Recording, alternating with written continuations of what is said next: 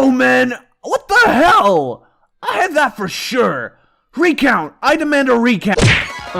Actually, objection, dumbass. Haven't you heard? You absolute failure. Did Naegi not tell you? Go ahead and tell them, Makoto. Your garbage excuse of an opinion. I'll shove my entire tie up your ass because it's fucking wrong. Why? Well, you little bitch, if you take a look at this poll...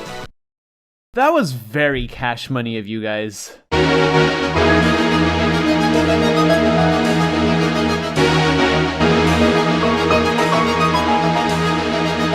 That was a lot closer than I thought it'd ever be. I was just looking and wondering if either was going to take the edge over the other in the poll. In the end, we have the ultimate prodigal asshole. Welcome everyone to TWD, short for Togami Will this time around. The series in which your local idiot puts on the thinking cap for just long enough. Do y'all ever feel just like getting stepped on? Ever felt like, today I will call someone sir? Ever felt like, okay, you get the point. Well, you've come to the right place, ladies and mentalgen. Presenting to you, the one, the only, Byakuya Togami. And his pet Makoto.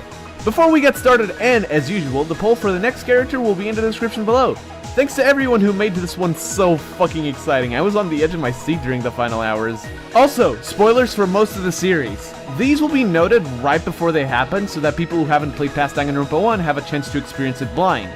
Attentive viewers will notice I did that for Kyoko's video, and I intend for that to be the norm going forward. With that out of the way, it's time for me to do a Makoto and tell them. That was such a stupid joke. Roll the fucking video or whatever.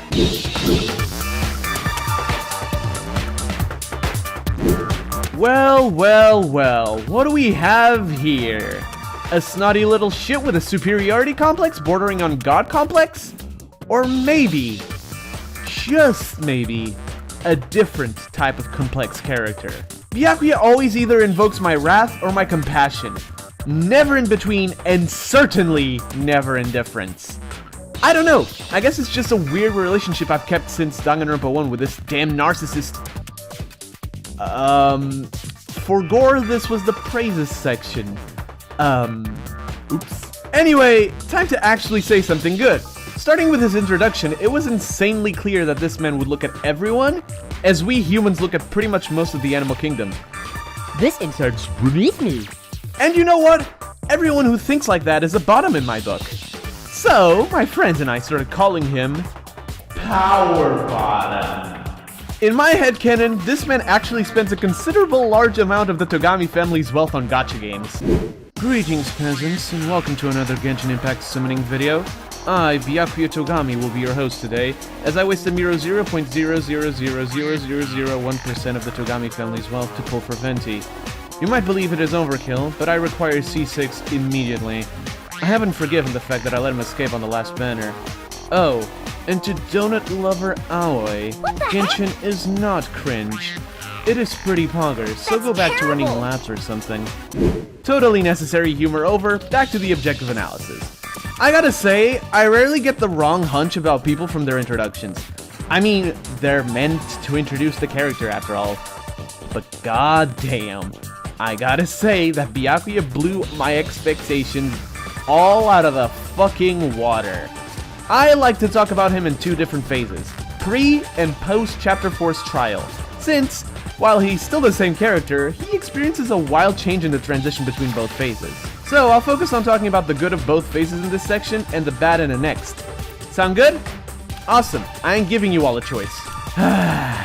So, pre-Chapter 4's Trials Byakuya.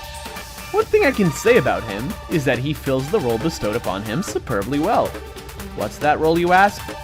To be the most annoying fuck on the planet! Danganronpa titles all have antagonists, and admittedly Byakuya is the lightweight of this class, but this piece of shit pulls some pretty unforgiving stunts and manages to antagonize most of the cast in a matter of days, if not hours. That being said, he's really good at occupying the role of antagonist within the main cast. Like, actually annoying as fuck. I tip my hat to any character who manages to perfectly fulfill the role bestowed upon them by their creator. And Byakuya's in that niche somehow. Now, that doesn't mean I quite forgive what he did in this section of the game. I'm just saying that, actually, what on earth am I saying? Anyway, the point is, Byakuya is insufferable until Chapter 4's trial, and I respect his commitment to being insufferable. There.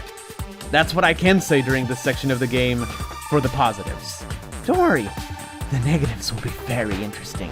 So, I suppose that leaves us with the other half of the equation. Post Chapter 4's trial Byakuya. And why post Chapter 4's trial?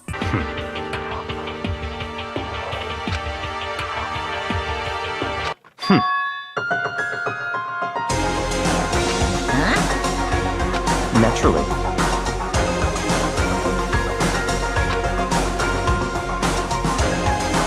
Don't make me repeat myself. After the complete and utter destruction of your sanity through the first 4 chapters, Byakuya's behavior in the late game invokes my first genuine feelings of respect for the fucker. Once Kyoko vanishes from the scene in Chapter 5, he takes responsibility for the group's actions from then on. And the shit that he accomplishes, while this situation is going, is nothing short of impressive. Let's list it here. Dismantling a Monokuma robot. Yes, you heard me right. Fucking dismantling!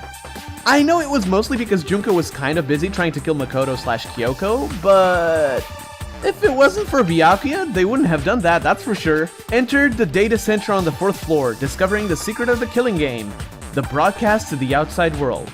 It was a huge reveal when it happened, and it still puts into context the sheer size of the events in Danganronpa 1.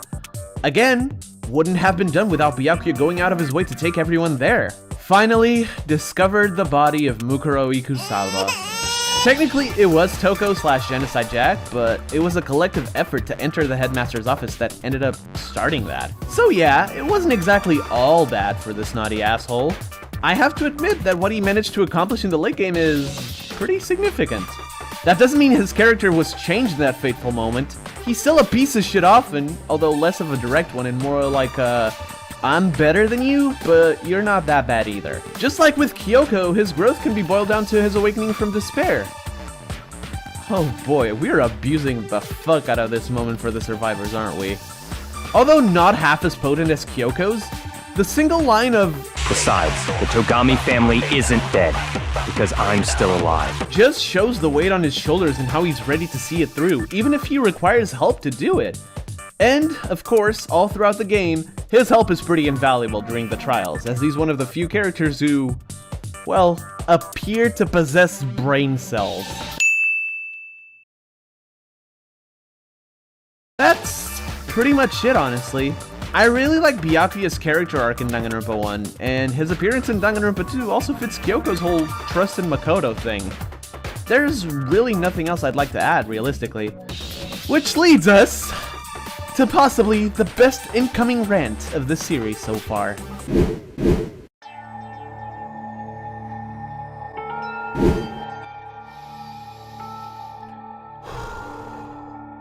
Okay. How do I put this without hurting his ego? Oh, hold on, I know. Let me just consult r/rare insults really quickly.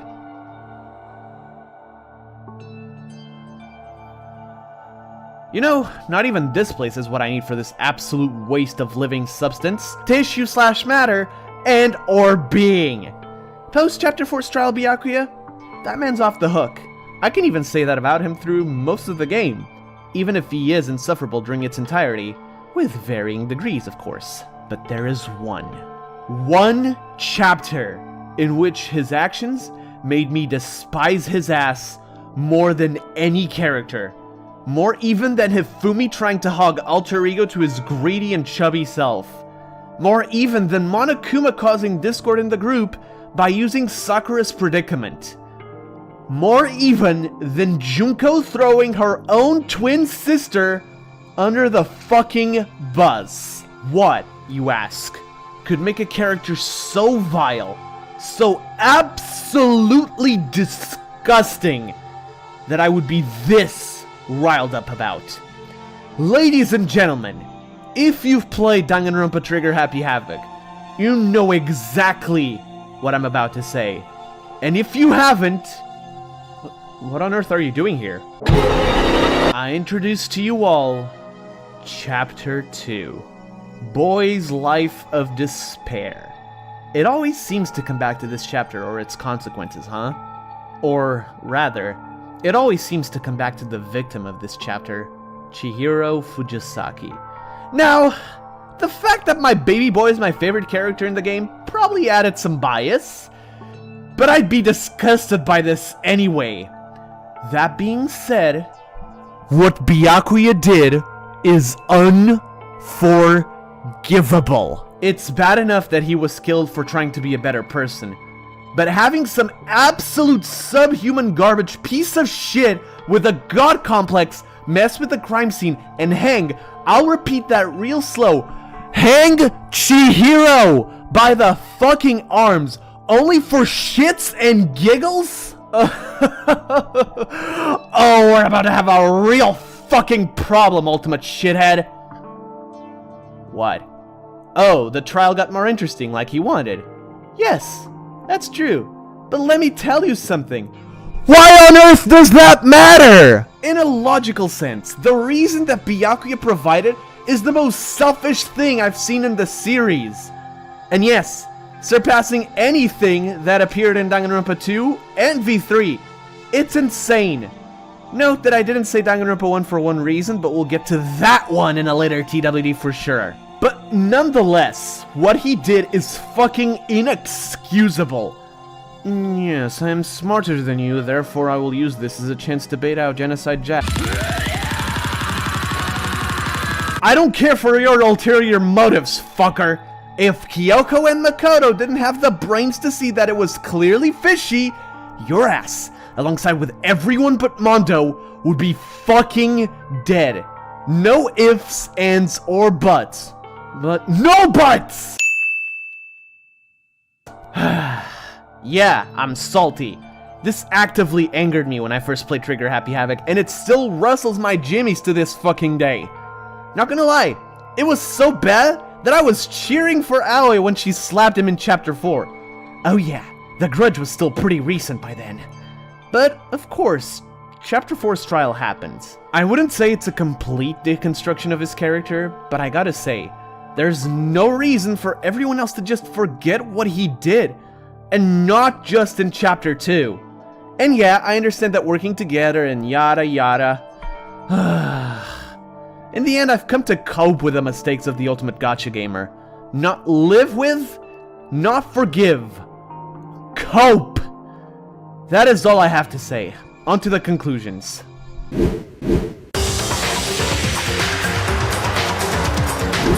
God, making this script was so bittersweet. For those of you who were lucky enough to not watch any of my Danganronpa LPs, allow me to fill you in on how I see these antagonist characters. We begin with me hating them, slowly starting to see how they are written, and ultimately enjoying their character for who, or better, what they truly are. While that's mostly true, I can't fucking forgive Byakuya's sins. And no, it's not just because he did them to Chihiro of all people. Selfishness is a bitch, especially when people's lives are at stake. And what he did is, well, let's just say it's not statutory. Then again, I believe nothing in this game really is, huh? All in all, I think Byakuya is a really good character, with a fantastic backstory and a legacy to fulfill under the extremely influential Togami surname. So, it's back to the questions, isn't it? Is Byakuya Togami a good character? Refer to what I said before. He's a great character, although not a particularly decent person through most of the game. His character development sort of makes up for it, though. If there absolutely needs to be a second question for him, I'd say, is Byakuya Togami a good antagonist? I'd say so. He doesn't overstay his welcome as one, giving rise to the real piece of shit of the game, which is Junko. But when he's at full swing, I got pretty disgusted at his actions and attitude towards them, as you should probably tell from my absolute insane rant in the flaw section. However, that's not really the full picture. A perfect blend of black and white within one tall, 60% leg, power bottom package. And that's fine. Originally, Byakuya was the character that kickstarted my top 5. More recent events pushed him to number 6, but my feelings towards his character didn't really change. And like he says, his job won't be done until he can revive the Togami family and bring in greater glory than it's ever known. And I'm all here for it.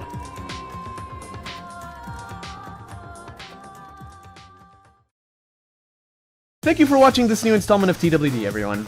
When I envisioned this series, there were multiple characters in specific that I had envisioned before. This was one of them. Byakuya always stuck in my mind as the guy who hanged Chihiro and not much else. Although everything else I said about him still holds true. In any case, the poll for the next character will be in the description of the video, so make sure you make your voice be known and vote for who you want to see next. Also, in the comment section down below, tell me what you think of Byakuya and of the series as a whole. I'd love to see your feedback. Other than that, I believe we're done here. Once again, thank you for watching. If you like this video, please leave a like and consider subscribing if you are new to the channel. If you want to be notified of future uploads like this one, hit the little bell, you know what to do. Also, if you want to join my Discord server or follow my Twitch channel for more constant updates, link to both is in the description below.